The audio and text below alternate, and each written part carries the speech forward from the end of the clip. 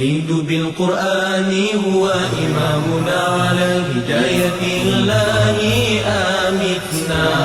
خليد بالقرآن هو إمامنا على هداية الله آمتنا. كلام ربنا هدايتنا، عطاء جبريل على رسولنا. كلام ربنا هدايتنا، عطاء جبريل على رسولنا.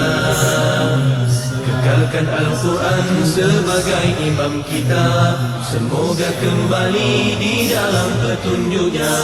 Kekalkan Al-Quran sebagai imam kita, semoga kembali di dalam petunjuknya. Kalamullah hidayah bagi kita, diberikan Jibril kepada Rasul kita. Kalamullah hidayah bagi kita, diberikan Jibril kepada Rasul kita. كلام ربنا على نور المصطفى. كلام ربنا على نور المصطفى. كلام ربنا على نور المصطفى. كلام ربنا على نور المصطفى.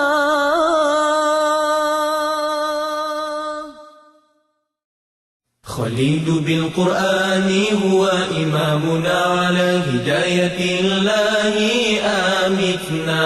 خليد بالقرآن هو إمامنا على هداية الله آمتنا. كلام ربنا هدايتنا، عطاء جبريل على رسولنا. كلام ربنا هدايتنا، عطاء جبريل على رسولنا.